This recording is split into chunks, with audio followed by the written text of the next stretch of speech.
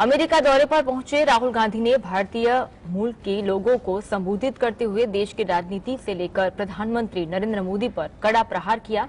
क्या कहा राहुल गांधी ने, देखते स्पेशल रिपोर्ट अंदर की बात में। कांग्रेस नेता राहुल गांधी मंगलवार को अमेरिका के दौरे पर पहुंचे हैं। राहुल ने सैन फ्रांसिस्को में भारतीय मूल के लोगों से मुलाकात कर उन्हें संबोधित किया। इस दौरान उन्होंने अपनी भारत जोड़ो यात्रा का जिक्र करते हुए देश की राजनीति के बारे में बात की और भारतीय जनता पार्टी समेत आरएसएस पर प्रहार किया। You know, people are threatened. Cases are put on people. Agencies are used on people. So we also are finding that in some way it had become quite difficult to act politically. And that's why we decided to walk from southernmost tip of India to Srinagar. इसी के साथ राहुल ने इस दौरान प्रधानमंत्री नरेंद्र मोदी पर तंज कसा। उन्होंने कहा, देश में कुछ ऐसे लोग हैं जिन्हें लगता है वो सब कुछ जानते हैं, भगवान से भी ज्यादा जानते हैं। वो भगवान के साथ बैठ सकते हैं और उन्हें भी समझा सकते हैं। यहाँ राहुल ने पीएम पर कटाक्ष करते हुए कहा कि मुझे लगता है हमारे देश में प्रधानमंत्री उनमें से एक है। मोदी जी को अगर भगवान के साथ बैठा दे तो वो भगवान को समझाना शुरू कर देंगे कि ब्रह्मांड कैसे काम करता है। सही। राहुल ने आगे कहा, कांग्रेस के साथ अच्छी बात ये है कि हम सबके साथ हैं। कोई आकर कुछ बोलना चाहता है तो हम उसे सुनते हैं, हम गुस्सा नहीं होते। ये हमारा। कांग्रेस नेता राहुल गांधी पर निशाना साधते हुए उन्हें अदना से नेता बताया है। इससे पहले विज राहुल गांधी को अडानिया फीवर से ग्रसित बताया था। क्या साधा विज ने राहुल गांधी पर निशाना, देखते रिपोर्ट अंदर की बात में। हरियाणा के स्वास्थ्य और गृह मंत्री अनिल विज ने एक बार फिर कांग्रेस नेता राहुल गांधी पर जोरदार निशाना साधा है। विज ने ट्वीट कर लिखा कि दुनिया भर के देशों के नेता हमारे प्रधानमंत्री नरेंद्र मोदी की तारीफ करते नहीं थकते और हमारे देश का एक अदना सा नेता राहुल गांधी विदेशी धरती पर जाकर प्रधानमंत्री मोदी को अपमानित करता है। ऐसे नेता का हर भारतवासी को बहिष्कार करना चाहिए। गृह मंत्री अनिल विज इससे पहले भी कांग्रेस नेता राहुल गांधी पर तीखा हमला कर चुके हैं। कांग्रेस द्वारा अडानी का विरोध करने पर उन्होंने राहुल गांधी को अडानिया फीवर से ग्रसित बताया था। उन्होंने कहा था कि राहुल गांधी अगर इतने ही बुद्धिमान है तो बताए कि अडानी ने किया क्या है। सारा दिन अडानी अडानी करते हैं, इनको तो अडानिया फीवर हो गया है। इसके अलावा उन्होंने कहा था कि अगर राहुल गांधी लंदन दौरे वाले अपने बयानों के लिए माफी न मांगे तो भारत के देशभक्तों को कांग्रेस नेता और उनकी पार्टी का बहिष्कार कर देना चाहिए। विज ने कहा कि कश्मीर की तरफ ध्यान दिया होता, कश्मीर में रोजगार दिया होता तो कश्मीर के युवा हथियार न उठाते। Bureau report. दिल्ली में पहलवानों के विवाद में दिल्ली पुलिस सूत्रों के मुताबिक बीजेपी सांसद ब्रजभूषण शरण सिंह पर यौन शोषण का आरोप लगाने वाली नाबालिग पहलवान बालिग है। सूत्रों का दावा हट सकता है पॉस्को की धारा, देखते हैं रिपोर्ट अंदर की बात। देश की राजधानी दिल्ली में भारतीय जनता पार्टी के सांसद और भारतीय कुश्ती महासंघ के पूर्व अध्यक्ष ब्रजभूषण शरण सिंह पर लगे यौन शोषण के मामले में नया मोड़ आ गया है। दिल्ली पुलिस सूत्रों के अनुसार बीजेपी सांसद ब्रजभूषण पर यौन शोषण का आरोप लगाने वाली नाबालिग पहलवान बालिग है। फिलहाल दिल्ली पुलिस की जांच में बड़ा खुलासा हुआ है। सूत्रों के मुताबिक लड़की ने अपनी उम्र 2 साल कम बताई थी। आरोप लगाने वाली नाबालिग पहलवान को लेकर जानकारी पब्लिक डोमेन में आने के बाद से पहलवानों के प्रदर्शन और उनके आरोपों को लेकर नए सिरे चर्चा शुरू हो गई है। चर्चा ये भी है कि पुलिस रिपोर्ट सही होने पर ब्रजभूषण शरण सिंह के खिलाफ एफआईआर में लगाई गई पॉक्सो की धारा हटाई जा सकती है। दूसरी तरफ दिल्ली पुलिस ने पहलवानों को इंडिया गेट पर धरना जारी रखने के लिए इजाजत देने से इनकार कर दिया है। दिल्ली पुलिस ने इस मामले में कहा है कि पहलवान कोई और विकल्प दे, हम उस पर विचार का उन्हें धरना जारी रखने की अनुमति दे सकते हैं। बिहार में फुलवारी शरीफ में पीएफआई का 2047 नाम का एक डॉक्यूमेंट सामने आया था।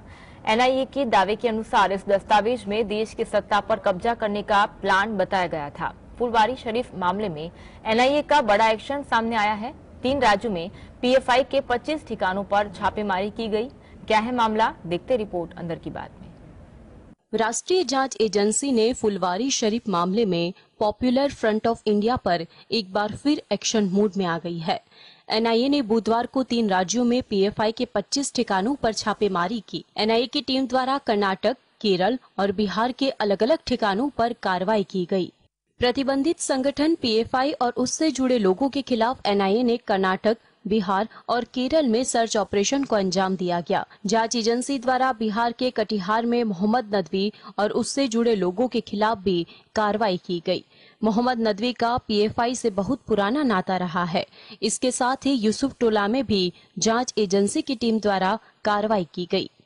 मौके पर सुरक्षा व्यवस्था के मद्देनजर स्थानीय हसनगंज थाना पुलिस और अर्धसैनिक बलों की टीम भी मौके पर मौजूद रहे। बिहार के फुलवारी शरीफ में पीएफआई का 2037 नाम का एक डॉक्यूमेंट सामने आया था। एनआईए के दावे के अनुसार इस दस्तावेज में देश की सत्ता पर कब्जा करने का प्लान बताया गया था। Bureau report.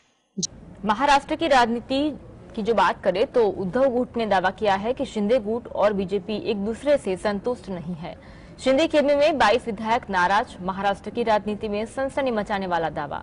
देवेंद्र फडणवीस ने इस पर क्या दिया रिएक्शन, देखते रिपोर्ट। महाराष्ट्र में उद्धव गुट और एकनाथ शिंदे गुट के बीच बयानबाजी जारी है। एक तरफ उद्धव गुट दावा कर रहा है कि बीजेपी और एकनाथ शिंदे का खेमा एक दूसरे से खुश नहीं है, वहीं दूसरी तरफ उसे बीजेपी और शिंदे गुट ने गलत बताते हुए कहा कि ये लोग कई लड़ाई में नहीं है, इसलिए ऐसा कह रहे हैं। महाराष्ट्र के पूर्व मुख्यमंत्री उद्धव ठाकरे के नेतृत्व वाली शिवसेना ने दावा किया, एकनाथ शिंदे के नेतृत्व वाली शिवसेना के 22 विधायक और 9 सांसद बीजेपी के सौतेले व्यवहार के कारण घुटन महसूस कर रहे हैं। ऐसे में वे पार्टी छोड़ सकते हैं। सामना में शिंदे समूह के विधायकों और सांसदों को बीजेपी के पिंजरे में कैद मुर्गे मुर्गियां करार दिया। सामना में लिखा गया कि उनके गले पर कब छुरियां चल जाए उस बारे में कुछ कहा नहीं जा सकता। पूरे मामले पर महाराष्ट्र के डिप्टी सीएम देवेंद्र फडणवीस ने उद्धव ठाकरे गुट पर हमला किया। फडणवीस ने कहा कि हमारे यहाँ कोई असंतुष्ट नहीं है, पूरा ठाकरे गुट असंतुष्ट है। जितना ठाकरे गुट में नाराजगी और असंतुष्टि है उतनी तो कहीं नहीं है। Bureau report, GSTV. भारतीय मौसम विज्ञान विभाग ने पूरी दिल्ली और आसपास के इलाकों में हल्की से मध्यम तीव्रता की बारिश की भविष्यवाणी की है। उत्तर भारत में भारी बारिश का अलर्ट। दिल्ली में कौन सी तारीख से फिर लौटेगी हीट वेव, देखते मौसम का लेटेस्ट रिपोर्ट अंदर की बात में। देश की राजधानी दिल्ली समेत उत्तर भारत के कई राज्यों में मौसम ने करवट ले ली है, जिस कारण भीषण गर्मी से लोगों को राहत मिली है। भारतीय मौसम विज्ञान विभाग के मुताबिक दिल्ली में 4 जून तक मौसम सुहाना बना रहेगा, तो वहीं बिहार, झारखंड, पंजाब, मध्य प्रदेश, उत्तर प्रदेश में बारिश के चलते तापमान में गिरावट देखने को मिलेगी। भारतीय मौसम विज्ञान विभाग ने पूरी दिल्ली और आसपास के इलाकों में हल्की से मध्यम तीव्रता की बारिश की भविष्यवाणी की है। आईएमडी ने बताया, उत्तर प्रदेश और राजस्थान के कुछ हिस्सों में भी अगले कुछ दिनों में हल्की से मध्यम तीव्रता की बारिश होने की पूरी संभावना है। आईएमडी के मुताबिक बड़ौद, बागपत, पिलानी, भिवाड़ी, तिजारा और खैरथल में अगले कुछ दिनों में हल्की से मध्यम तीव्रता की बारिश होगी। आईएमडी ने कहा कि जून के महीने में पूरे भारत में बारिश सामान्य से नीचे स्तर पर रहेगी। मध्य प्रदेश, राजस्थान, गुजरात, उड़ीसा जैसे राज्यों के साथ साथ उत्तरी भारत के बड़े हिस्से में सामान्य से अधिक बारिश होने की संभावना है, जिस कारण तापमान में गिरावट दर्ज होगी। Bureau report, GS. Randeep Hooda की फिल्म स्वतंत्र वीर सावरकर का टीजर बीते सोमवार को रिलीज किया गया। यहां फिल्म इसी साल रिलीज होगी। टीजर रिलीज होते ही इसमें किए गए दावों पर सवाल उठाए जा रहे हैं। फिल्म को लेकर क्या विवाद सामने आया, देखते बॉलीवुड की रिपोर्ट अंदर की बात में। रविवार को रणदीप हुड्डा स्टारर फिल्म स्वतंत्र वीर सावरकर का टीजर आया। यह वीर सावरकर की बायोपिक है। फिल्म में रणदीप हुड्डा ने लीड रोल किया है। टीजर के बीच बीच में कई टैगलाइन दिखाई गई है, जिसमें दावा किया गया है कि सावरकर ने भगत सिंह, सुभाष चंद्र बोस और खुदीराम बोस जैसे स्वतंत्रता सेनानियों को प्रेरित किया था। इसी को लेकर एक्ट्रेस स्वस्तिका मुखर्जी ने रणदीप हुड्डा को लताड़ लगाई है। स्वस्तिका ने कहा कि इस तरह की चीजें दिखाकर फिल्म को बेचने के खिलाफ है। ट्विटर पर स्वस्तिका लिखती है, खुदीराम बोस का 18 साल की उम्र में निधन हो गया था। उससे पहले ही किसी ने उन्हें स्वतंत्रता आंदोलन में शामिल होने के लिए प्रेरित किया था, और नेताजी इसलिए नेताजी बन गए क्योंकि वह किसी से प्रेरित थे। और भगत सिंह का इतिहास हम सभी पहले से ही जानते हैं। ये प्रेरित कहानियां दुनिया के किस कोने से आ रही है। बता दें कि स्वतंत्र वीर सावरकर फिल्म में रणदीप हुड्डा के साथ अंकिता लोखंडे और अमित सियाल भी अहम रोल में है। फिल्म की ज्यादातर शूटिंग हो गई है। यह इसी साल रिलीज होगी।